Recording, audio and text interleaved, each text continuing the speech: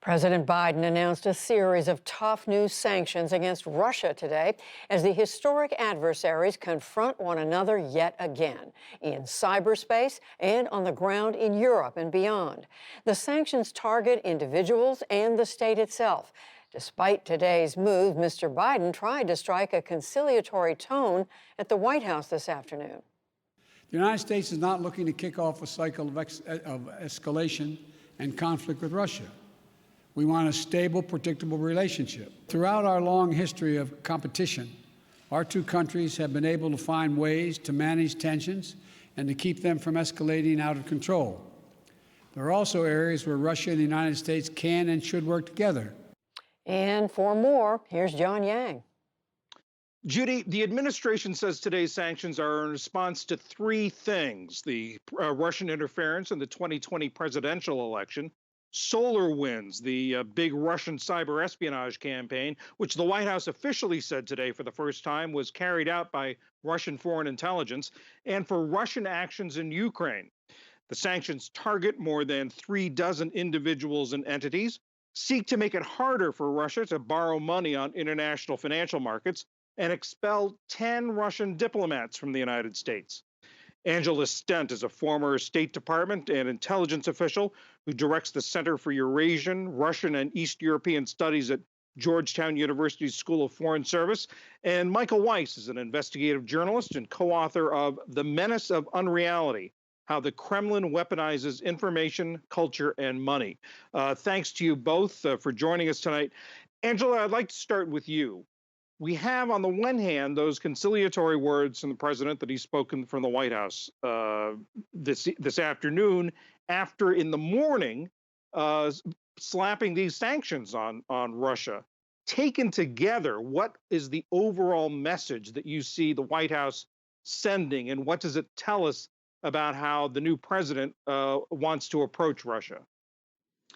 Well, thank you for having me on the show. I think the message is that on the one hand, the United States is willing to cooperate with Russia on issues that are of common interest or particularly of national security interest to the United States, but it is going to push back on a wide variety of what it considers to be malign actions, hence the imposition of these sanctions. Now, previous administrations have also tried to pursue a compartmented relationship, but I think it's going to be very difficult to pull this off at the moment because relations have deteriorated quite badly since President Trump came to power. And the sanctions announced today are very far-reaching, and in fact, they address more than the three things that you mentioned. If you look at what the Treasury Department and the White House has said, it also has to do with Russia's treatment of its own dissidents and people who oppose Putin. It has to do with corruption. So it's a very broad swath. And also, there is in that sanction the sentence saying that the entire Russian or different sectors of the Russian economy could be sanctioned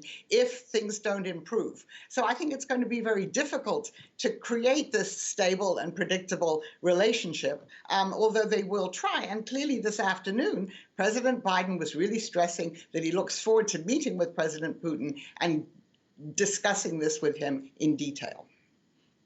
Angela, are these sanctions enough to stop deter Russia from carrying out what you call you described as the malign actions?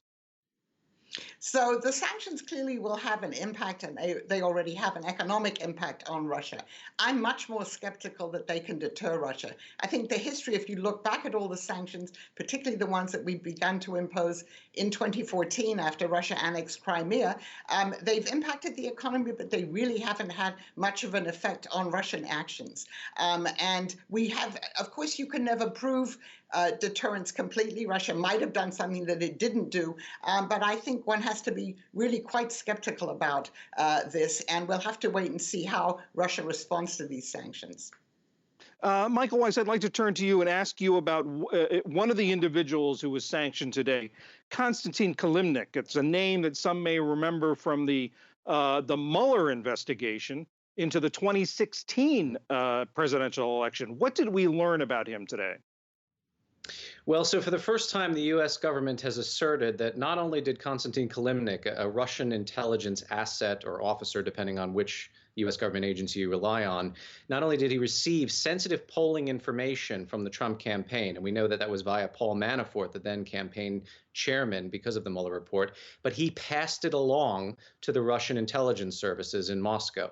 So this establishes that Mr. Kilimnik is indeed still very much an active agent or officer of those services, and that, yes, there was elements of the 2016 U.S. presidential election, certainly sensitive, privileged information that was being fed back to the Kremlin in real time. This advances what the Mueller report, which again focused more on a conspiracy charge and an obstruction of justice charge than it did on a counterintelligence basis. It's more than what the Mueller report found. So what we're seeing now in real time is, as the time has gone on, the U.S. intelligence establishment has accrued even more evidence about events that took place now, more than 5 years ago. And you can expect that to be the case going forward.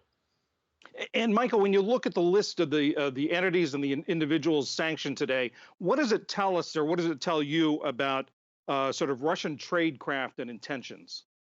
Well, it's kind of extraordinary, isn't it? So for one thing, they have now named AP29, again, an actor that was very familiar to those of us who were paying attention to the 2016 election interference campaign, because they had also hacked into DNC computer systems. They didn't get quite as much attention by the media, though, because they weren't the ones that leaked that information to WikiLeaks, right? That was the GRU, Russia's military intelligence service. But today, the U.S. government also asserts that APT-29, also known as Cozy Bear, is an arm of the SVR, which is to say Russia's Foreign Civilian Intelligence Service.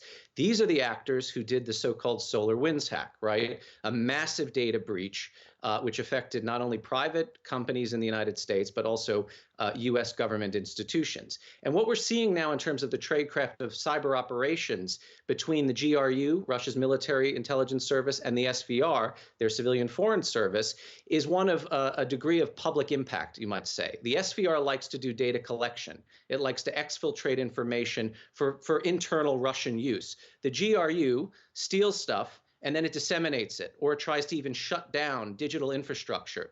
The GRU was responsible, for instance, for the NotPetya malware attack, which for the period of about 48 hours almost crippled global commerce several years ago. They also hacked into the Olympics a few years ago. Again, the U.S. government has now certified what a lot of cybersecurity analysts have been saying for many, many years, but couldn't themselves prove. So this is actually a major set of revelations by the U.S. government. And as Angela said, I mean, it depends on who you're asking. Do sanctions actually prove the case with a sufficient body of evidence? Well, in terms of being a journalist and reporting on these issues, it certainly makes our job a lot easier to make allegations and assertions that we otherwise could only speculate at just a few hours ago.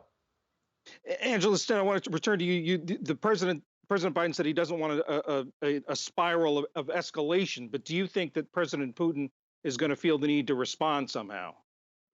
I think he will feel the need to respond. I think for domestic reasons, his popularity has been going down, and there are rumors about, instability there. So I think he will definitely feel the need to show that he's strong, that the U.S. can't push Russia around. Those certainly are the signals we heard today from his foreign ministry spokesman and others. So you could see more diplomatic personnel, U.S. ones, expelled from Russia than we are going to expel from the U.S. today. Maybe not. You could see other actions maybe that won't be visible to the public in the cyber realm. So I do not expect immediately President Putin to suddenly respond to the more conciliatory message today from President Biden. And I think we may be in for a few weeks or months of a deteriorating situation. I really would watch the situation around Ukraine, where Russia is building up its military forces, where no one is quite sure what its next move will be, but has gotten the Ukrainians and their neighbors very worried. Angela Sten of Georgetown University, investigative journalist Michael Weiss. Thank you very much. Thank you.